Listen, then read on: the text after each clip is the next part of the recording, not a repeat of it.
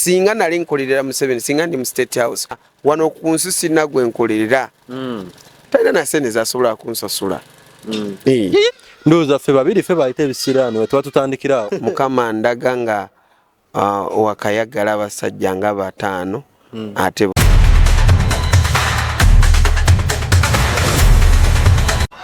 wali president agenda okufa naye agenda kufa mu nfa ya kyewono buno bwe bubonero bw'eddogo kwotegerera nti ekintawanya ddogo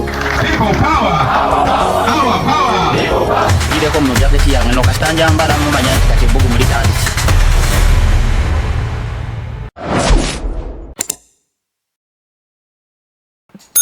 bwebale nnyo webalire ddala omulabi waffe wa Uginawo TV amanya nze Stone M tukwaniriza ate olunaku olwaleero komyone musumba Edward wa Spiritual Purpose esinzira wano Nateete kansooke musabe tubuuzeeko nawe kenyini akubuuzeeko musumba nkwaniriza kale nange mbagala nnyo aba Uginawo yes muli bangi tuli babo naffe oli waffe mba tutte webale kukkiriza kutuwa ku budde mwasibye mutya abooluganda mwasuze mutya abali UK USA Dubai Saudi Denmark Norway Qatar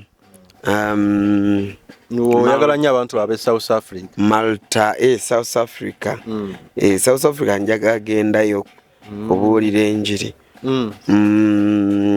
waliyo bakyaliiba nduli nakoma Zambia kati njagala neyongere Zimbabwe paka South Africa okay ogenda dde South Africa wayi sagala gamba abantu wano tulina crusade yanga 28 soko tubagambe ekyo kale tulina crusade ng'etandika 28 tusimbula nga 26 so tugendeeyo abantu bebizinga batuyita emayuge naye ku nyanja obonda n'ebizinga byetolodde byonna tugenda kuba nabo mu kisaawe ekyebonda so kati osobola tuwagira osobola yimirira naffe tuva mu Spiritual Purpose Gospel Network tutambula nga bwe tubuulira enjiri bwe tusabira abantu nga balokoka ne project yokubiri yaffe tulina okusooka kumala kino then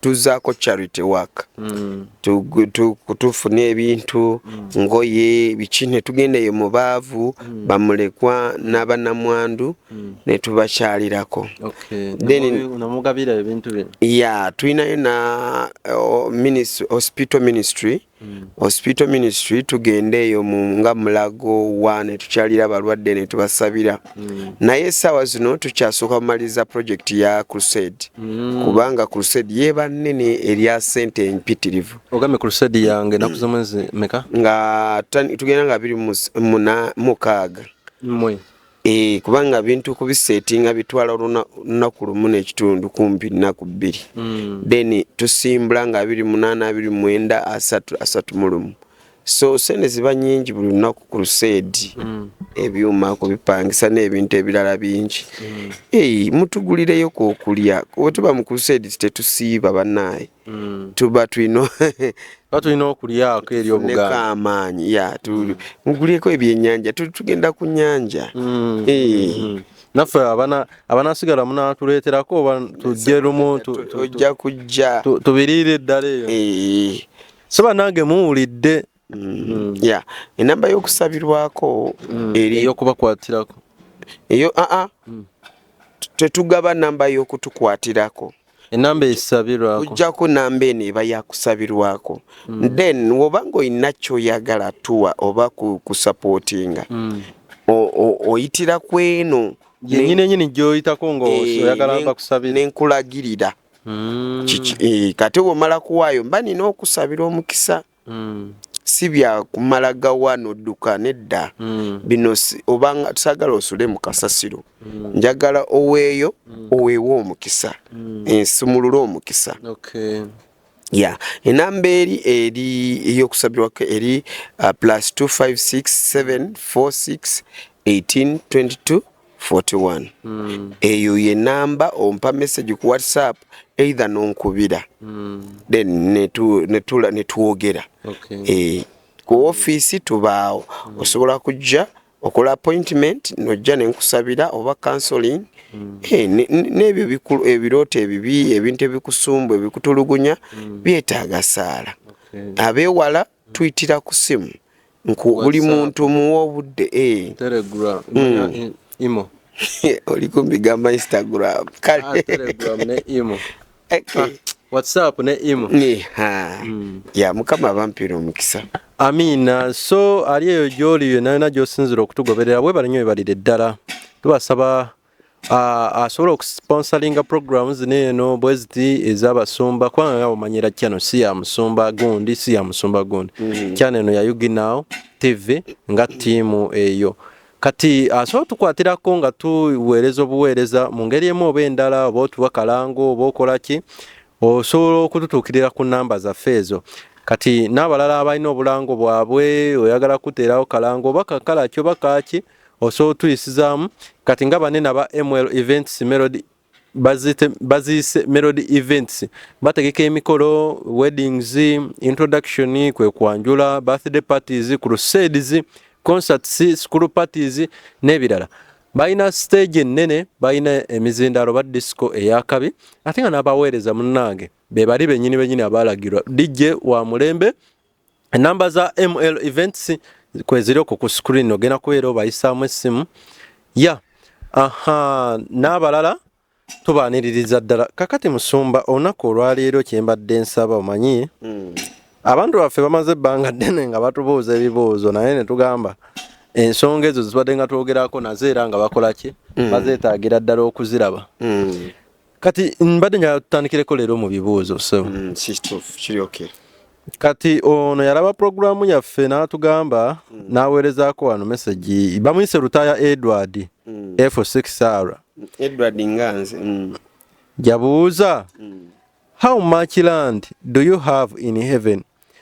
Stop lying, Ugandans. You are working for Museveni. We know that. Okolera munse. Ekisooka kigambi how much land do you have in heaven? Eggulu muggulu ettaka lye ninayo siinayo ttaka lyange eggulu ettaka lya Katonda era naawe Edward nkukakasa neryo lyotuddeko lyoyita ettaka lyo lyoguze ne ssente zo ojja lirekawo ofe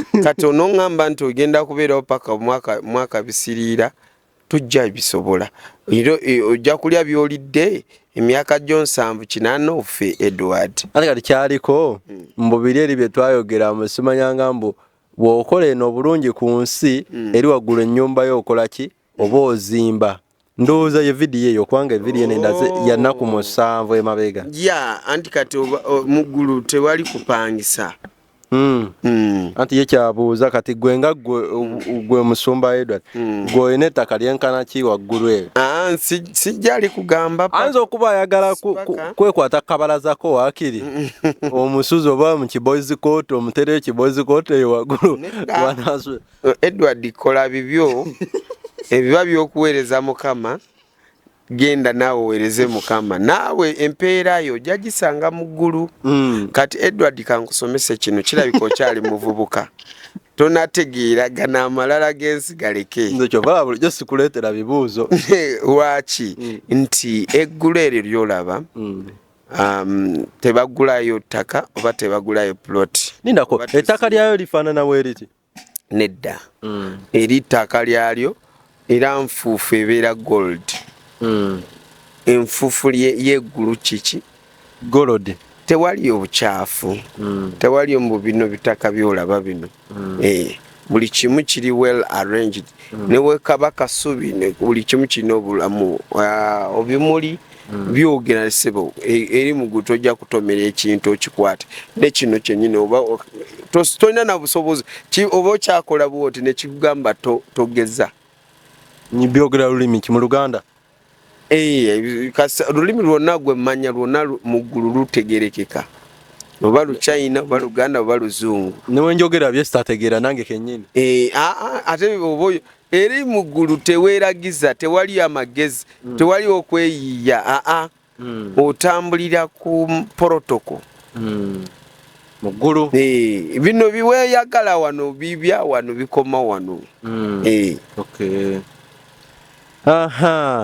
Lutayo Edward yagambye how much land do you have in heaven? Stop lying, Ugandans. You are working for Muse. Nze we know that. Nina nkolerera empeera yange ekyo nkizeemu. Ekyokubiri sikolerera President Museveni kubanga talina na sente zasobola kumpa.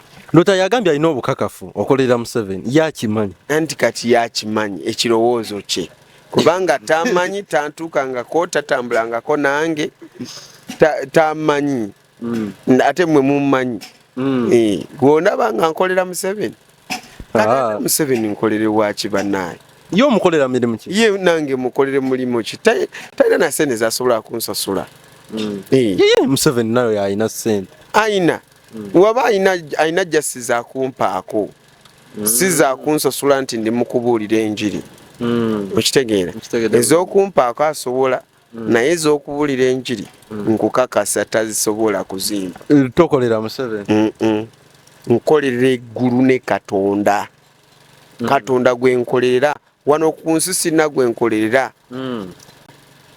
Kati we mbanga nkolera ebirala maybe family yange wabanga yakirese bwatyo family yange tebonaabona njikolerera neerya nekuta neyebaka nesoma naye bino bwe tudda mu byeggulu mu tudda mu bino by'okuweereza sisobola kuweereza muntu nze mpeereza Katonda. Singa nali nkolerera Museveni singa ndi mu State House oba singa ndi muntu mulala singa ndi musirikale anti bambega era beekweka ate ogenda vayo tugambe nti oli mbega kati mbega abeera atya mbega zajja kujja kwewaanira ku kyalo mbu nze ndi mbega mbega abeera atya mbega abeera yeekwese ng'abega ki ng'abega abamulinaanya awo kati mbule by'okubega nzije wano ku UG now ndule wano nkuba mbege gwe kati wano mbambegani tatano yagambya stop lying Ugandans, you are working for Museveni, we know that. Natekako obula buno exclamation mark buli kambubiri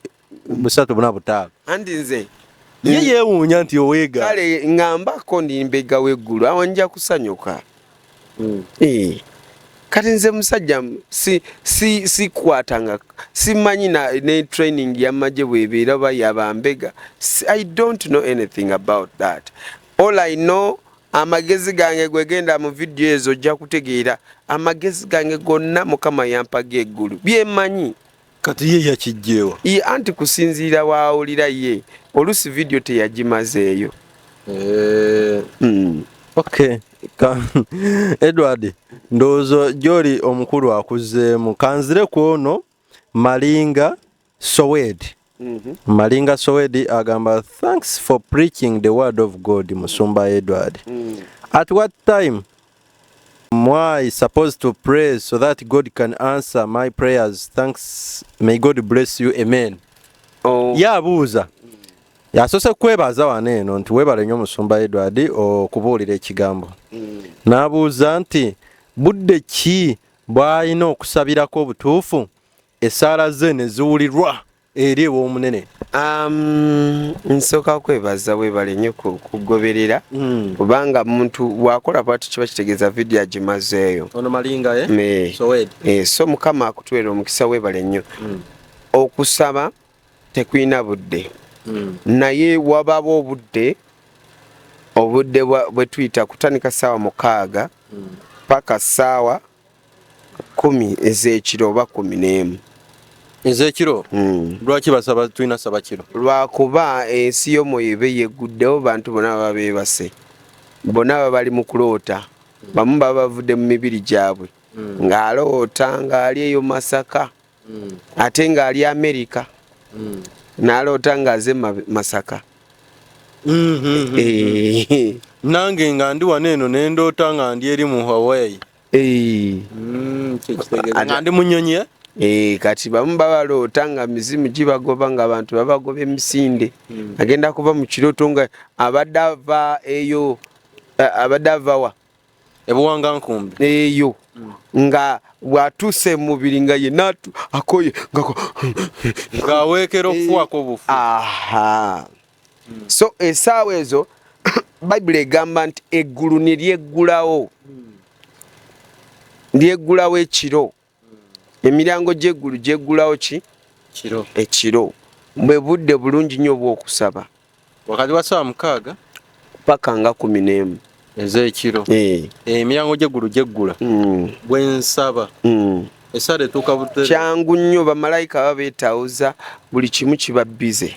nja kubuuza ekibuuzo lwaki beggula kiro lwaki zeggula kiro wensaba emisana ki ekibaawo bw'osaba musana era sala ziwulikika ziwulibwa naye emisana wabaawo distractions nga bino ebituleekanira eno yes ebiziiza biba bingi nkitegeera kati oba olina okweyawula kati nga for example ogendeyo mu lusozi maybe mu bantu era abali mu kusaba weeyawule weka maybe mu kitundu ekirala ogende weeyawuleko weka osabe weka. kakodyo ki akali mu kusaba n'abantu n'okusinga okusaba nzeka kubanga nja kugamba nti oli ayinza okugamba nti mwe temusaba mwe mubeera mukola interview buli kaseera naye kugamba nti nze nga sinagenda oba nga sinava wange nsooka kusaba ye nga kyategeeza agasooke tugende tukuŋŋaanireko wamu ku kyaki okitegedde okitegedde nti kakodyo ki akali nti nze nsaba nzekka ne bali abasaba tugeze ku kyaki bwe nsaba nzekka ki ekibaawo weba bali abasaba abangi ki ekibaawo wansonga ewali 2 3 4 miliyoni z'abantu Katonda abaawo ate we nsaba ne famire yange Bible anti era bebo basuse era bebamu 2 3 mbeera wamu naabwe kiri kyawandiikibwa no mu Bible.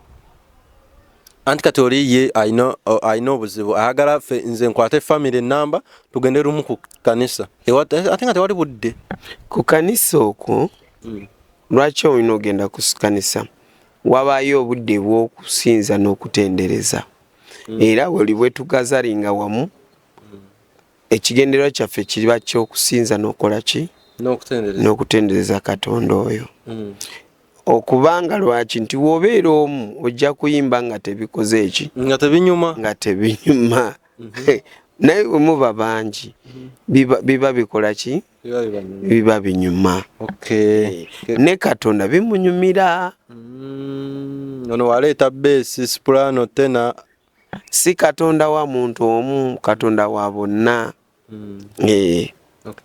kati era naye akugamba ewali 2 3 soomu wobeera omu era akusisinkana nga gwe maybe nga alina byayagala okole bwe nsaba omu esaala tewulirwa naye ewulirwa naye ewulira bulungi era eba ne impact y'amaanyi naye kiringa nga bw'ogamba kati saawa zino tulina ekintu kye twagala kusitula abantu 2 ne kitulema ono bamuyitani Abu tetukwanjula Abu yali ku kamera kamwanjule Abu natwegattako ne kisitula ne kikola ki ne kigaana era nga kyetaagayo bantu balala 10 kati 10 bwe bajja bonna ne bawera tusobola kola ki kisitula kati lwaki amaanyi ge tuba tutaddeawo ku kintu ekyo gaba g'abantu 10 kati buli bwe mugenda kusinza nga kuliko abantu bangi amaanyi ago ddoboozi eryo lituuka mangu nnyo wa Katonda wabaawo ebizimu ab'amasaza abali mu bbanga balemese eddoboozi lyammwe oba ddoboozi ly'okusinza kutuuka wa Katonda naye bwe muba bangi kiri omuliro gukyokya ne kiviira ne igenda direct mu ggulu okusinza ne kugenda direct oba okusaba ne kugenda direct so nga ate gw'obadde osaba nga tebikola waliwo obanga oyagala kusaba ng'owulira otulo oba wakasawo ekintu ne kikutuga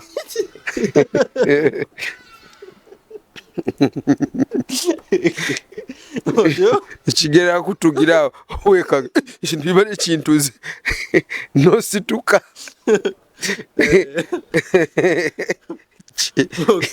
ekitegeera so kisingako nga buli omu kati naddala spiritual warfare eyo oli agoba kwata mizimu twala zikiriza teka muliro noli nazi teka ne mukwata wabo mwenye mukituga ne mukigoba bane muchocha ne kifa eyo sala lwaki kyengeza kubagamba nti omugaso gw'okusaba ng'oli weka kirungi kubanga wano osobola genda maaso ga Katonda ne weeyabya ne weenenya n'omukabirira ebizibu byo ewatali abantu ekyo kirungi nnyo naye ate kirungi nnyo okukuŋŋaananga Bayibuli egamba temulekerenga okukuŋŋaananga kuŋŋaaniranga wamu n'abooluganda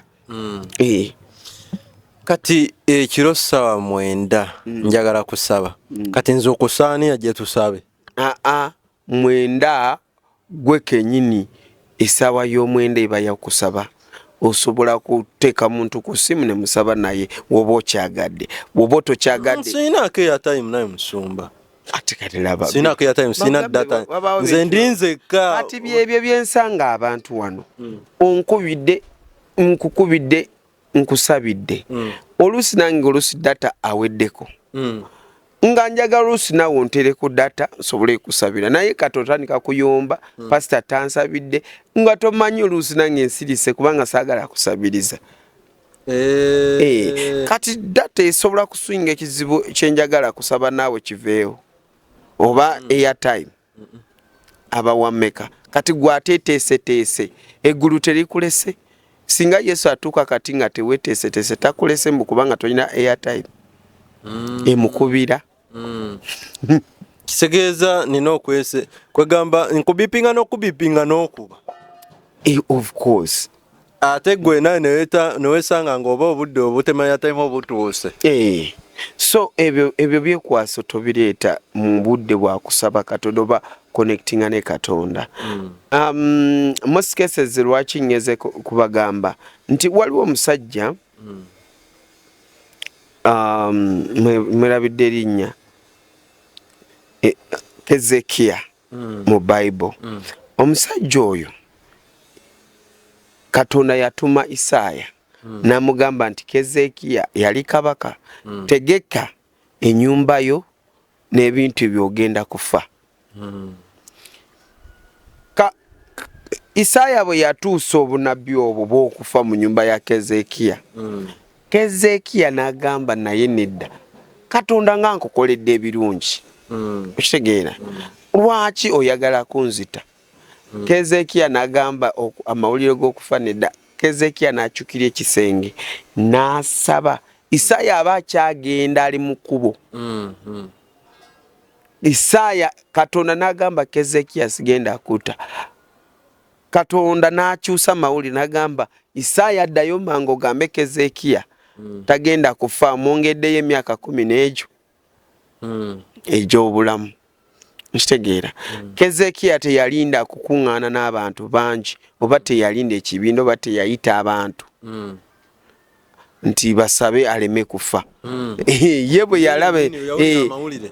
yalaba nsonga eyo yeetaaga ye kennyini asooka agambe Katonda oba musisa amugambe sebo sooka ombulire onzitira ki so olina obusobozi obukyusa pulaani ya Katonda ku bulamu bwo kyovula nakugambye nti kyosalawo Katonda oluusi kyatambulirako bw'oba osazeewo bubi sitaani kyatambulirako kati musumba nandiziise qualities of a good prayer oba prayer esaala of a good prayer esaala nsaba ntya oyinza otukuŋŋamba mbu tusabe nze okuse ku 9 naye nga simanyi byakusaba ngenda kusaba ebigambo ebi nzigwemu n'akalokoka simanyi kusaba neekwate ku kyawo mbenga kale asaba esale ewulirwe kwa nyinza okuba simanyi kusaba naye bannaaye nga ndakwekedde kuno ku media nga walokose nga toliko ebizibu naye muntu wabeerako ebizibu ng'asaba nga tomukase muntu wabeerako amaziga tekyetaaga n'okumulagira kusaba. Nze bantu bangi babadde basaba Katonda nga si balokole nga bajja gyendi. Bamu baze nga mbasabira basiraamu, bamu balokoka bokka. Amanyi nze sikaka muntu okulokoka kubanga kyenalaba mugulu eyo nti omuntu asalawo n'omutima gwe n'alokoka. Naye bw'omukaka ayinza okuba nga agenda ne mugeye n'agamba oyo yankaka pastori yankaka kuno n'akwesibako n'aneesibako n'ayagala n'okunsuuza eggulu. Oba ogenda mu ggulu n'abako akagere gwe lwaki wankaka kulokoka n'akwekwata kagere soko stoppingamu awo kati kati nzise siba ku bantu kitegeera lwaki kubanga mmanyi Katonda alina ekintu kye yampa ekyanjawulo. Bantu baba ataddeko nsabire beebo, baba ataddeko nkansolinge beebo. Wangambye okusaba nawadde nkubuuza ku qualities of good prayer. Yes. Oba bad prayer. Era ndowooza kyetolerera kubanga bw'oziŋŋamba nyinza okuba nsaba bulijjo naye nga essaala tewulirwa. Naye ate nga nzukuka ku mwenda sawa budde butuufu bw'ogambye mu kusooka kusaba. Musumba kyekyo nti nsabe ntya essaala yeetuuke butereevu nzukusa ku mwenda wanyinza okuba ne bugutaba mwenda naye nga simanyi nze kusaba ng'essaala yange ekituufu teddibwamu oba eruddewo okuddibwamu naye nga ekituufu nze kennyini nze atamanyi kusaba. Sooka weenenye ebibi byonna by'okoze. Buli lunaku buli muntu asobya. Tusobya mu ndowooza zaffe, tusobya mu kulaba kwaffe nga we okulaba n'olaba ekintu oluusi munda muli n'owulira bubi oba munda muli buli bw'okirabe kale ng'omuwala omulungi kubanga ye tojja mugaana kwambala by'ayagala n'omulaba bw'oti ebirowoozo byo ne bimutwala mu buliri oba omaze kuwona asinze ngamba oli atulaba oba omaze kuwonoona noba nga twebase naye oba just mpa example oba weegombye ssente za munno oba bugagga bw'omunno olina kintu kwegamba tutambulira mu kuwonoona nga tetumanyi kati osooka ne weenenya bw'omala kwenenya ate ne weenenya n'ebibi by'okoze naawe bibyo by'omanyi. Omundu oli mwonoonyi nnyo naye teweemanyi nti oli ki ndi mwonoonyi. Kati buli weweenenya mu nsi y'omwoyo eri obeera ng'anaaba nga bw'olaba omwana omuto agenda wa taata we nga mukyafu kataata we tayagala musitula kubanga kikyafu naye bw'aba ng'ali smart talina bbi teyeenonyonodde kyangu nnyo okumuhaaga kumusitula waggulu. Kati mu maaso ga kitaffe tetulina ogenda nga tuli bakyafu. Tulina okusooka kwenaazaako ki ebikyafu mu nsi y'omwoyo. Nze ogamba pasita nga siwunya naye mu nsi y'omwoyo owunyira ddala. Watugamba enseene ewunya nnyo nnyo nnyo. N'abantu mazambi gonna gakuliko. Kati goli mukowola Katonda oyagala musisinkana. Kyeva essaala teddibwamu. Eyo teyina ati kati oba mukyafu owunya okola ki kati atunula bw'ati nala neyeenyinyimbwa. Awo sitaani n'agamba bampadde kamere bampadde omunyama. Kati bw'omala ekyo n'omala kwetukuza ekyokubiri genda mu kusinza. Tandika okukuba ettendo. Kusinza si tendo si kuyimba. Mugamba oli mulungi. Ebigambo ebiwaana muwaane. Gwe bayita okusinza. Oli wa kitiibwa obasinga bonna. Oli mpologoma ya Yuda. Yegwe kabaka w'abakabaka. Yegwe atonda eggulu n'ensi. Yegwe alina obuyinza buno bw'oyogera kiba ne kiba. Obeera ku koodi. okitegeera oba okuta ebisumuluzo by'eggulu very well ye Katonda kyatwagaza kumusinza oba okwata ku mutima gwe oba okwata ku ki ku mutima gwe nga woowaana omukyalawo ng'owaana akawala ng'oli mukakwana nga abbu waawaana kali kakwana nako nekala anjagala kubanga kaba tekamanyi nti okaagala naye biri ebigambo byoyogedde bikacyamuza sebe oli mufumbo muveeko ajja kunyiga akali akapeesa tumenga tukola nga tumanyi tukola kumbi ng'omuyaye yatugyeko dda asekera mu kikonde musumba waliwo ono yatulabye mbadde nkyannyonnyola step ka step y'okusinza bwegwa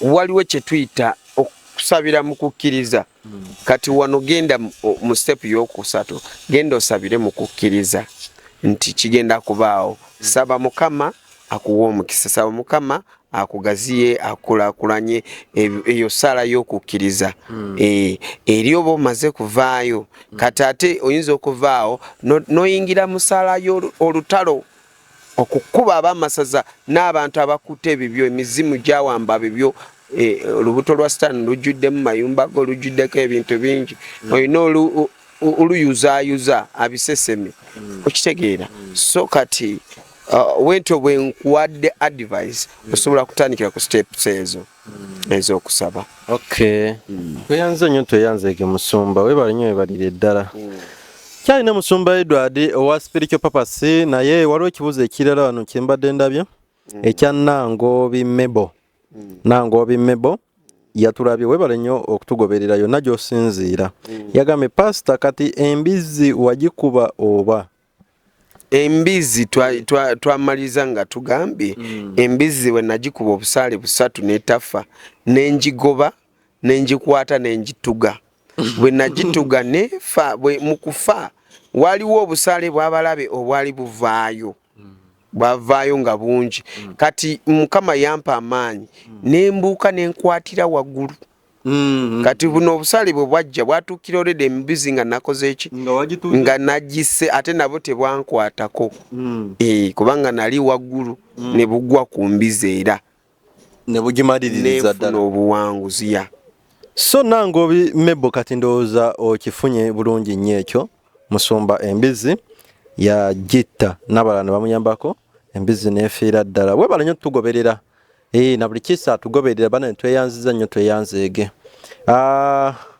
mu luli mwakuba akameeza ku lw'obulango naye wano wensinziira n'ensaba bambi yonna gy'oli ngoso otusupportinga naddala programu zaffe zineno nga woomanyi munnange okuyimirizaawo kyano n'ebisigadde mu ngeri emu oba endala enamba yaffe ebeerako okwo n'abalina interview oba balina stories nga yagala sharingako story yo n'omuntu omu oba omulala ffe weetuli osobola otukubirako ku ssimu yaffe kweri okwo ye namba yemu eyo gy'osobola oyitako musumba waliwo ekibuuzo kya Fatuma abuuza naye Abanyarwanda mwe mulagula ebya Uganda mwatutama bisiraani mmwe Fatuma okoze otya ate Fatuma abuuza naye Abanyarwanda mwe mulagula ebya Uganda mwatutama bisiraani mmwe ndowooza ffe babiri ffe bayita ebisiraani we tuba tutandikiraawo kakati ye Fatuma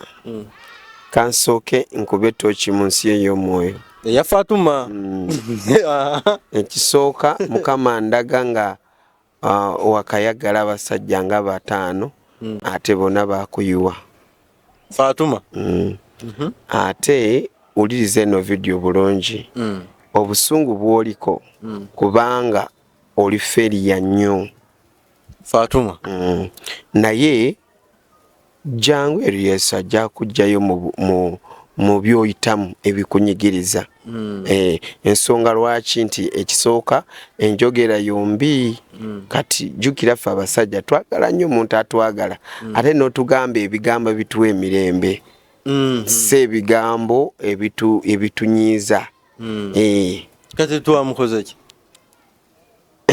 tatwagala tetuli kitatwagala ate nga atulaba. Fatuma gwe munyarwanda ffe tetuli banyarwanda. Ekyokubiri banyarwanda bantu balungi nnyo. Bwana okubeera omunyarwanda kibi. Nange simanyi. Okubeera omunyarwanda kisiraani okutuuka ku ssalino. Nabo bantu ba Katonda. Naawe oli muntu wa Katonda. Simanyi oba oli Muganda. Simanyi erinnya eryokubiri teririiko. Fatuma ki? Teririiko mbadde sirirabe. Ninakondabe wano erinnya eryokubiri teririiko. Lye Fatuma QR 8ZZ.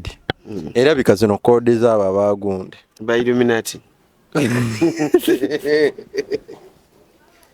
Aba YouTube. Oyinza otulabira eyo bambi Fatuma oyinza okuba nga otulabira Magombe eyo wansi w'ennyanja ya Victoria. Tetulina buzibu naye ate totuwandikira bituvuma. Twe tuli bantu ba Katonda tuweereza Mukama era tuli wano kuweerezaani Mukama n'okuyamba abantu. Kati ffe munaye we tuba nga tulina emyoyo gyamwe gye tusumuludde eyo nga obusungu bwakukutte tusonyiwe maanyi ga Katonda. Obusungu buyine walala gye buva. Najja na wafuna ka inbox akamuli okumpi naawutula n'ayisaamu eggaali. Kyokka ffe nga tetulina kye tumukoze. Ffe tusomesa eggwanga, tusabira abantu, tuyamba abantu, ate n'okubwereere kujjako abo abasazeewo naffe kuyimirira naffe betwaniriza. Ayina n'essimu yasobola okunyiga ka next.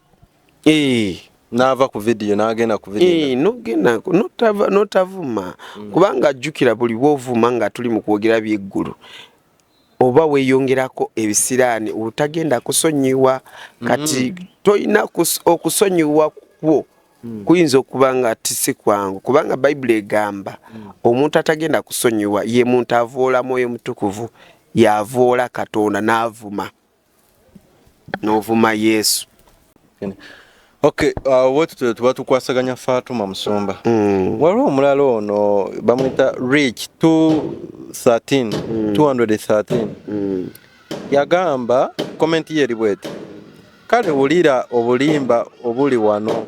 Eggulu tetujjaamu kati abasitaani lwaki mubeera naffe ku nsi. Okisagala bulungi kitegedde nti mugulu tetujjaamu ffenna nga ogamba nti eggulu si yabona bo basitaani lwaki tubalina wano tubeera nabo lwaki tuli nabo wano ku nsi yaabwe. Eno si nsi ya sitaani kisooka eno nsi ya Katonda.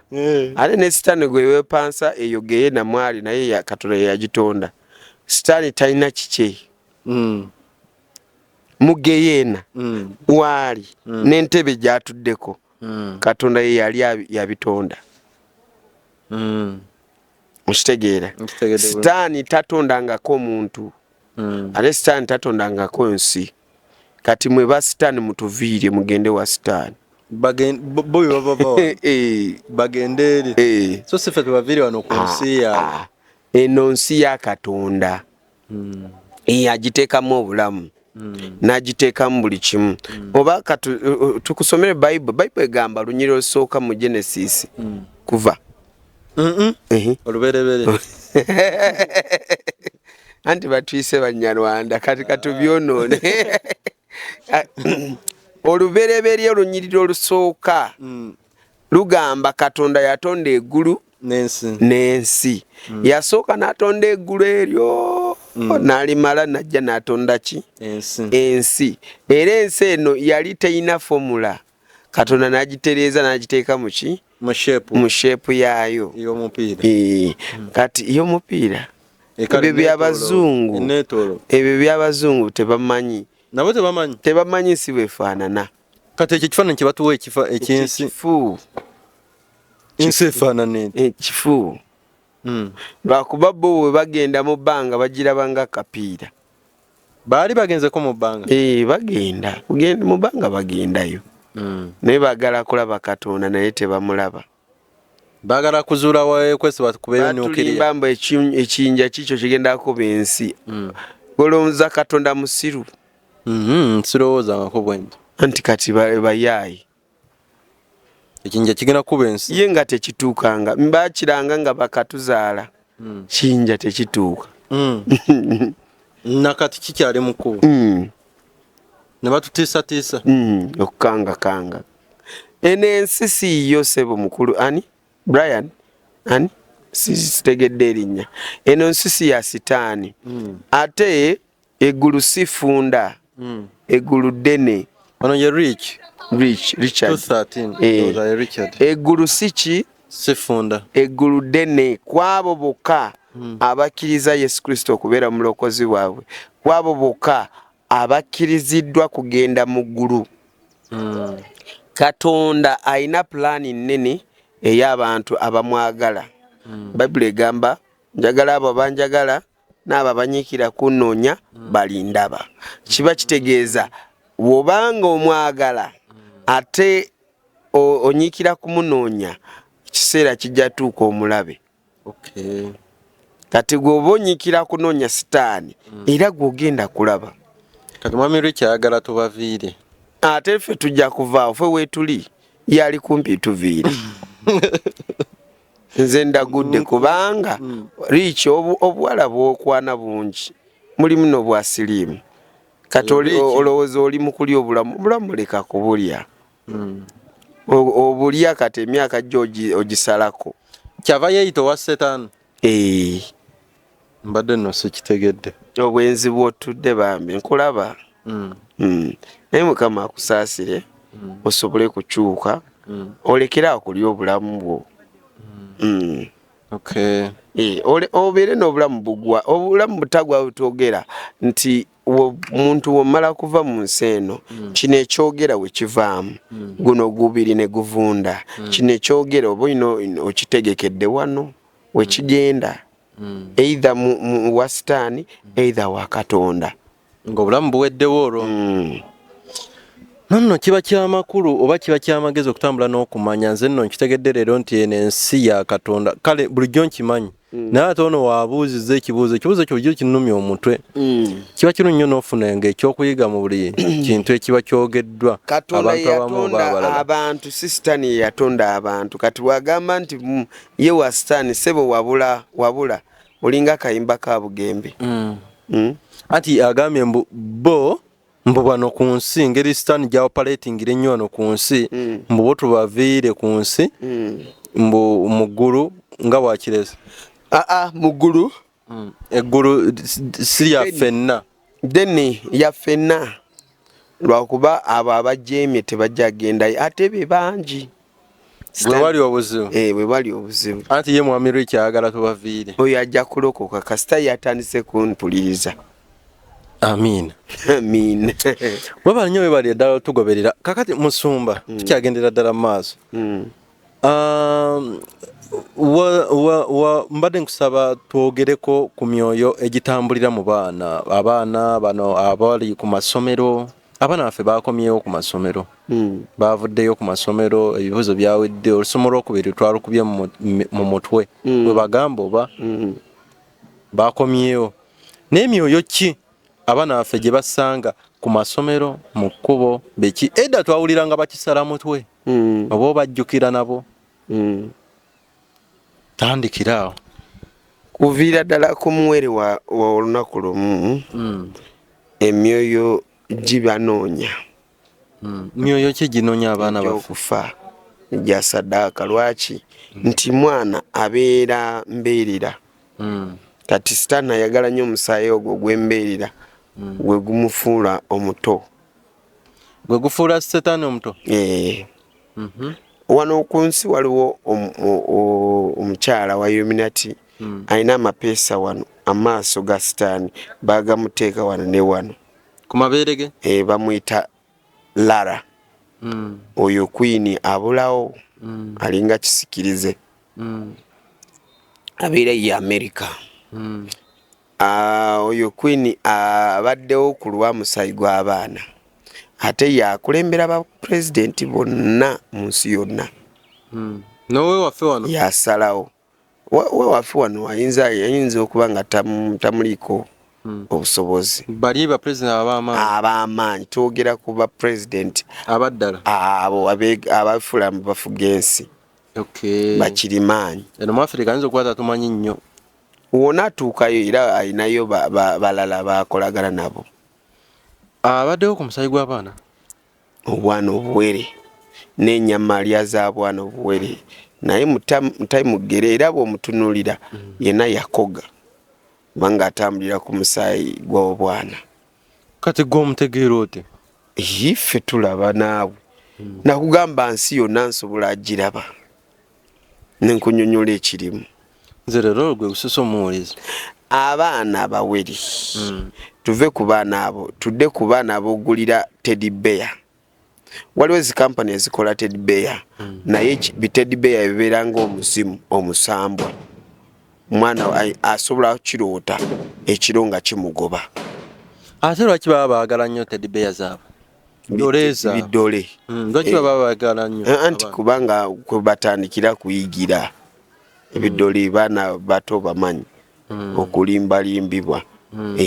Gwe wali otutte ekiseera naddala bino ebidole by'ebigoye binene ebyo n'okyekinga bye baateeka munda mu lugoye omwo mubeeramu bipamba nakyekinga bipambapamba byokka mubeeramu kati kiba kidole nga kisobola okukaaba mubeeramu ne kasisitimu akamanda bwe kaba buno oba abasajja oba spiderman kabaamu oluviiri okanyoola wano mu kiwato n'okateka wansi ne kakola weba anti kati waliwo omwoyo ogubifugiramu gw'okiraba ng'ekidole nga bw'olaba nti gana amayembe ge bawanga liba jjembe. Eryo ly'ejjembe ery'abazungu kati obwongo n'omwoyo gw'omwana guwambibwa mu kidole. Kampani yakola yeebeera efunamu kubanga kampani eba y'amagombe nga yo yasayiningibwa ku ekyo. Etuuse eno obuweereza bwayo mu ngeri bwetyo ngeri bwetyo yeebeerawo kusasulwa kukola ekyo. kati wengulira omwana kidoleeki yange kidoleeki nenkimukwasa olina okisabira either n'okusooka kusala n'okyekinga ebiri munda n'oddamu n'otungawo. Waliwo story waliwo omwana yagambanga maama we ekidole ekyo kinkanga kintiisa. kati mwana we tafaayo nemugamba maama ekidole ekiro kifuuka kintu kifuuka gusolo kyali babooni mu Luganda kyeki babooni babanga bakimpanze ekidole bwe kityo kyali kifaanana. kati kumbe ekidole kituuka ekiro jjukira ekidole kitula mu kisenge ky'abaana ky'omwana bali babeereeri mwana ng'amaze ebbanga agamba maama we kiki kidole kifuuka ekiro. kati maama wanyumiza sitole kubanga sitole mpanvu. kati agamba nedda lunaku lumu kanebake n'omwana wange eno ndabe ekiki kawaniki sebo oba ekiro sawa nga 8 gw'ekiro mukyala agenda kuzibula amaaso nga ddala kidole kyetala kizina amazina kibigula kibuukabuuka nga dole obudole nga kifuuse kinene ate kusinga mu sayizi gye bakiguliramu nga kikuze. kakati kyatwala bbanga kati obudde bwatuuka ebintu nga bikaba bwete bwe yaŋŋamba bwe byakaaba ne kifuuka ekitono ne kidda mu kifo kyakyo bwe bakitadde. Wane waffe mu Uganda wano wennyini mukyala mulaba ebintu bingi kuyita pasita okwokya ki ekidole era pasita bwe yamubuuza ekidole yokya kyaki n'amunyumiza pasita teyajja. Lwaki ate pasita teyajja era bampita nze nayo kyekidole ekyo pasita alimu yafuna akatengo yatya. So abaana ebidole bye bazanyisa birimu emyoyo bichecking ebisabire bimu bitambuliramu emyoyo bwe gityo. Kati emyoyo mirala giri mu swimming pools. Abaana be muleka ne mugenda babeere mu swimming pools. Ebyo n'amasomero gatusaba ssente mbo tubawe ssente abaana bagenda buli lwakutaano. Swimming pool eba ya mutwalo. Waliwo emisambwa marine species zifugira mu mazzi. Kati swimming pool ezo zimu ngoji